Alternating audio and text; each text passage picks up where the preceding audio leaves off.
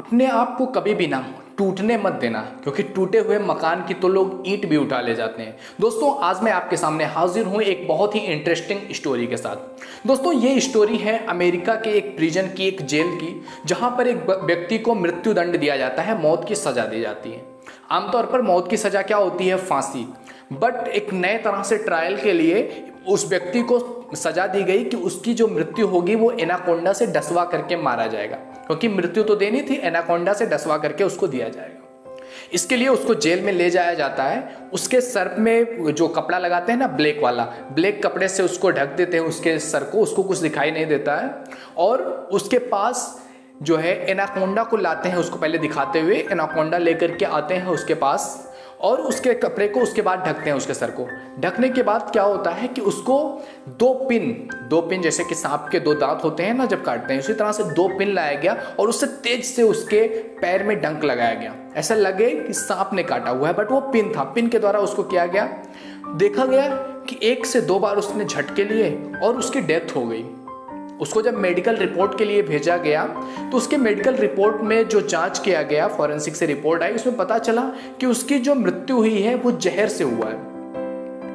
But सांप ने तो उसको काटा भी नहीं था। फिर उसके अंदर वो जहर आया कहां से?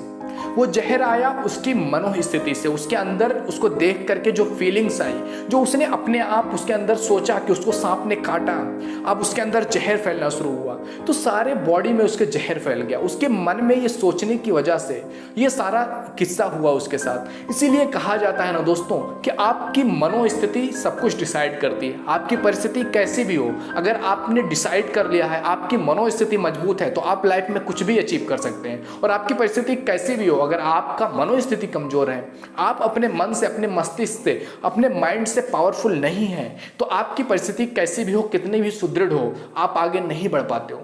तो काम करना है आपको अपनी मनस्थिति पर कि आपका मन, आपका माइंड शार्प हो, वो आगे बढ़ने के लिए इच्छुक हो, जिद्दी हो, ताकि कुछ कर सके आप अपनी लाइफ में। इसलिए नहीं, आपको सफल बनना है ताकि लोग आपको पहचान सकें, आपको जान सकें। आप एक मिसाल बनो ताकि लोग आपका एग्जाम्पल दे सकें कि देखो इस बंदे ने ये किया है, ऐसे किया है। तो अपने मनोस्थिति को इस तरह से मजबूत बनाइए ताकि आप लाइफ में सफल हो सकें। क्योंकि अगर जिसकी मनोस्थिति अच्छी हुई ना, उसकी परिस्थितियां कैसी भी हों, वो आगे निकल जाता है। दुनिया में लाखों ऐसे लोग पड़े हैं जिनकी परिस्थितियां इस लायक नहीं थी ना कि वो 10,000 की कोई जॉब भी कर सकें, किसी के यहाँ मजदूरी करके अपना पेट पाल सकें। ऐसी भी स्थिति नहीं थी, भीख मांग के लोग खाते थे। और उन परिस्थितियों से, उन फैमिली से निकल करके दुनिया के टॉप लेवल पर पहुंचे हुए हैं। आप स्टोरी सुन लीजिए एप्पल के फाउंडर की, जिनके पास खाने को नहीं होता था ना, वो हर संडे को हरी टेम्पल मंदिर पर जाते थे ताकि हफ्ते में कम से कम एक बार तो अच्छा खाना खाया जा सके। और आज एप्पल दुनिया की one of the best companies में से, वर्ल्ड की टॉप कंपनीज में से है। तो आपकी मनोस्थिति मजबूत होनी चाहिए, आपको खुद पर भरोसा होना चाहिए और आगे बढ़ने की आपके अंदर ललक होनी चाहिए। दुनिया की कोई भी ताकत आपको रोक नहीं सकती। तो अपने मनोस्थिति पर काम कीजिए। अगर आपकी मनोस्थिति अच्छी है ना, तो दुनिया की कोई परिस्थिति आपको आगे बढ़ने से रोक नहीं सकती है। तो दोस्तों, आई होप ये स्टोरी आपको अच्छी लगी होगी। अगर पसंद आए तो लाइक शेयर जरूर कीजिएगा। मिलते हैं आपसे अगली एक ऐसे ही इंस्पिरेशनल स्टोरी के साथ।